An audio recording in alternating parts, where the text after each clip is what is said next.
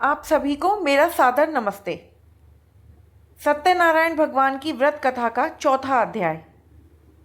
साधु ने अपने जमाई के साथ अपनी यात्रा आरंभ करी और दोनों अपनी नगर की ओर चल दिए।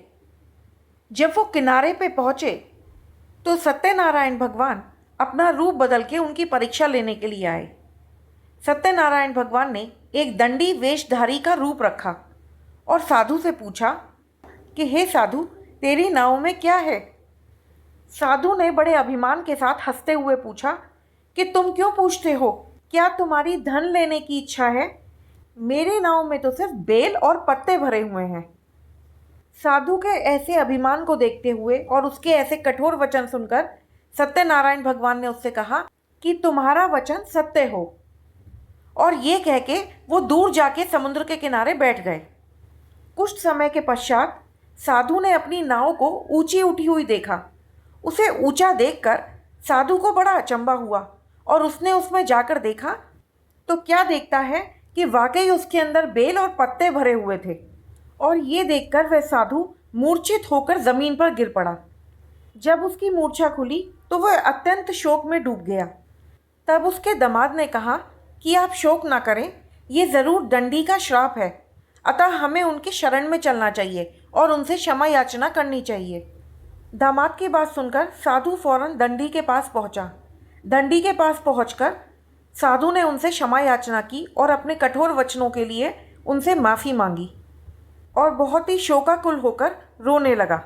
तब भगवान बोले कि तुम्हें मेरी ही आज्ञा से बार बार ये दुख प्राप्त हुआ है, तुम मेरी पूजा से विमुख हो।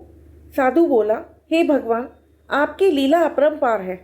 आपकी माया से तो ब्रह्मा आदि देवता भी आपके रूप को नहीं जानते, तब मैं अज्ञानी कैसे जान सकता हूँ? भगवान, आप मुझे क्षमा कीजिए, मैं अपने सामर्थ्य के अनुसार आपकी विधि विधान से पूजा करूँगा। कृपया करके मुझ पर प्रसन्न होइए और मेरी नौका में पहले के ही समान धन भर दीजिए। साधु के ऐसे भक्तिपूर्वक वचन सुनकर भगवान सत्यनारायण उस पर प्रसन्न हो गए और उसे वरदान देकर वहाँ से अंतर्ध्यान हो गए। ससुर जमाई वापस अपनी नाव पे लौटे। नाव पर आकर उन्होंने देखा कि नाव पहले की ही तरह धन से भरी हुई थी और ये देखकर वो दोनों बहुत प्रसन्न हुए। और फिर उन दोनों ने अपने अन्य साथियों के साथ वहीं पर सत्यनारायण भगवान का पूजन विधि विधान से किया और पूजन करने के बाद वो अपने नगर को चल दिए। नगर के निकट पहुंचकर साधु ने अपने एक दूत को भेजा ताकि वह उसके घर जाकर उसकी पत्नी और बेटी को उनके आने की सूचना दे सके। दूत ने घर जाकर साधु की पत्नी लीलावती को उनके आने की सूचना दी। लीलावती और उसकी बेटी उस समय भगवान श्री सत्यनारायण का पूजन कर रही थी। जैसे ही उसकी बेटी को ये सूचना मिली कि उसके पिता और पति वापस आ गए हैं, तो उनसे मिलने की जल्दबाजी में प्रसाद को बीच में ही छोड़कर अपने पति के दर्शन के लिए चली गई। प्रसाद की अवज्ञा के कारण सत्यनारायण भगवान फिर से रुष्ट हो गए और उन्होंने उसके पति को नाव सहित पानी में डुबो दिया। कलावती जब वहां पहुंची और उसने देखा कि नौका पानी में डूबी हुई है, तो वो ये देखकर शोक से मूर्छित होकर ज़मीन पर गिर पड़ी।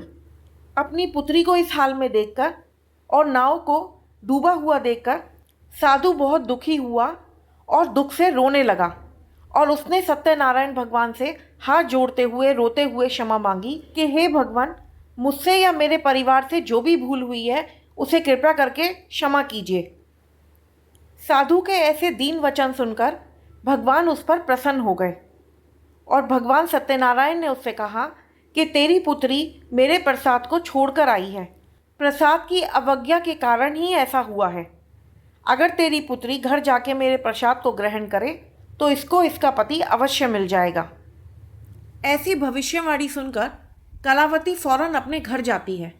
भगवान सत्यनारायण से क्षमा याचना करते हुए वो उनका पहले प्रसाद ग्रहण करती है और वापस आती है तो अपने पति को वहीं पे सुरक्षित पाती है। इसके बाद साधु अपने घर पहुंचने के बाद अपने परिवार वालों के और अपने बंधु बांधवों के साथ सत्यनारायण भगवान का पूजन पूरे विधि विधान से करता है और फिर इस लोक का सुख भोगकर अंत में वो स्वर्ग को जाता है। और इस कथा के साथ ही श्री सत्यनारायण भगवान की व्रत कथा का चौथा अध्याय संपूर्ण।